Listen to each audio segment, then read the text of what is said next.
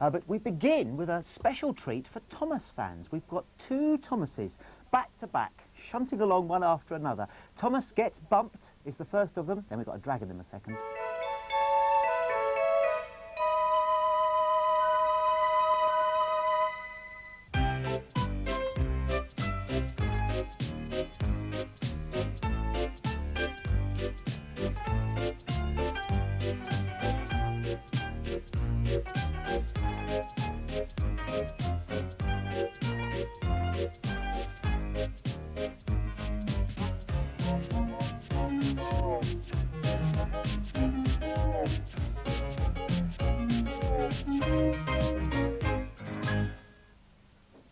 Every afternoon, Thomas the Tank Engine puffs along his branch line with Annie and Clarabel.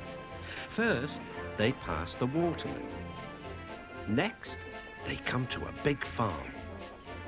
Then, they can see a bridge with a village nestled either side of it. This is a special place. Whenever children hear Thomas coming along, they stand on the bridge waving until he is out of sight. One day, Thomas was running late. He had stopped at the signal before the bridge to talk to some new children. Percy was waiting too. "Hurry up, Thomas," called Percy when the signal dropped. "If you're late, the Fat Controller may get a new engine to replace you." "He would never do that," thought Thomas, but he was worried. Next day, Thomas hurried along the line. Just ahead was a goods yard. There, on the platform, was an inspector waving a red flag. Next, Thomas saw some children. They were waving too.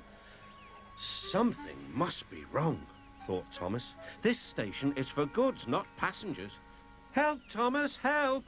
We are glad to see you," called the children. "Please, will you take us home?" The station master explained to Thomas's driver that the school bus had broken down and that all the parents would be worried if the children were late.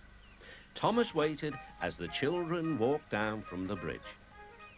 Then he took them to the next station, where Bertie was waiting to take them home.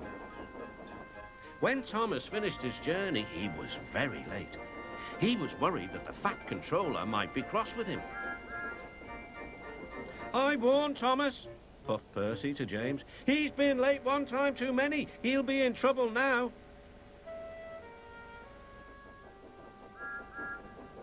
But next morning, the Fat Controller was nowhere to be seen.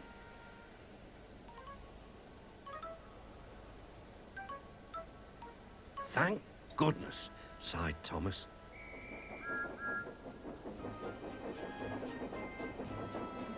Thomas knows every part of his branch line, but just ahead was a stretch where the hot sun had bent the rails on the track. "Careful, Thomas," called his driver, but it was too late. "That's done it," said his driver. "We shan't get any further today." "But what about my passengers?" "Don't worry.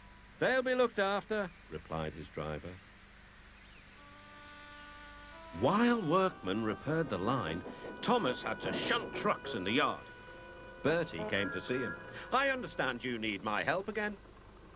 "Yes, Bertie," replied Thomas sadly. "I can't run without my rails." Bertie set off to collect Thomas's passengers. "Hello, Bertie," they said. "We are glad you are here." Bertie drove along the road by the railway. He stopped at each station along the line. Sometimes he stopped between stations to let people off closer to their homes. Thomas felt miserable. "I've lost my passengers. They like Bertie better than me." The Fat Controller arrived. "Your branch line is repaired. I'm going to change your timetable so that you and Bertie can work together more." When Thomas reached the station, there were all his passengers. Bertie is a very good bus, but we missed our train rides with you, they said. Later, Thomas spoke to Bertie. Thank you for looking after my passengers. Oh, that's all right, Thomas. I like to make new friends, but I'm glad to share them with you. Bertie, said Thomas, you're a very good friend indeed. Thomas and Percy are good friends, but sometimes Percy teases Thomas about being frightened, and he doesn't like that at all.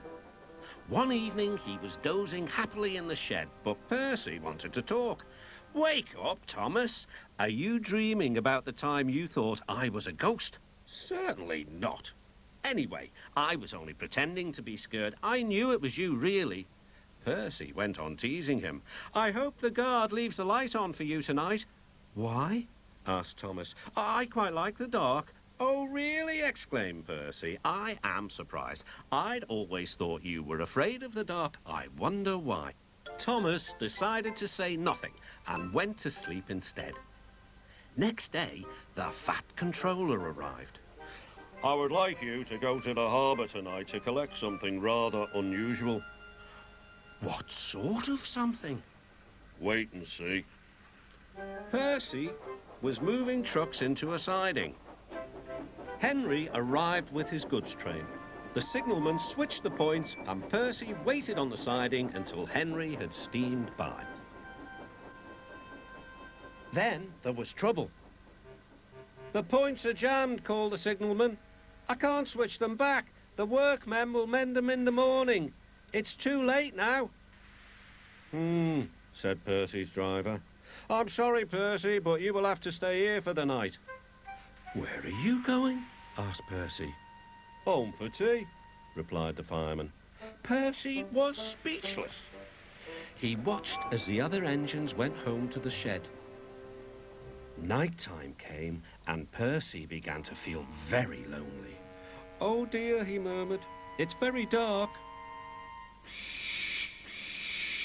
Oh, what's that? It was only an owl, but Percy didn't realise this. I wish Thomas was here too, he sighed. Thomas was waiting for his mysterious load at the harbour.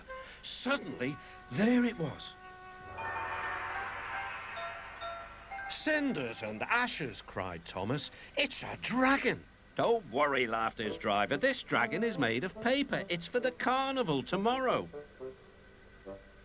Workmen lifted the dragon onto Thomas's low loader and put lights all around it for protection. Then Thomas set off into the misty night.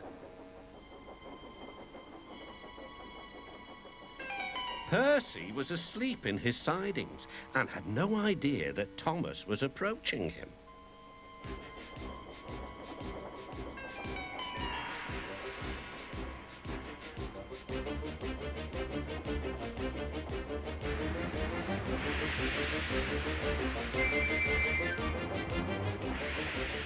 Help! Cried Percy. I'm not going to open my eyes until my driver comes. Next morning, the points were mended and Percy puffed back to the junction. Gordon was just about to leave with the express. You'll never guess what I saw last night. Gordon was in no mood for puzzles. I'm a busy engine. I don't have time for your games. I've seen a huge dragon. It was covered in lights. Gordon snorted. You've been in the sun too long. Your dome has cracked. When the other engines heard the news, they laughed too. Look out, Percy, chuckled James, or the dragon may gobble you up. No one believes me, puffed Percy. Maybe I did imagine the dragon after all. But Percy soon found out that he hadn't. Help! Save me! Cried Percy. It's all right, whistled Thomas. And he explained about the carnival. By the way, how was your night out? Percy decided to tell Thomas the truth. Well, Percy, said Thomas, maybe we do get scared sometimes, but if we're not afraid to tell each other, then that means we're quite brave too.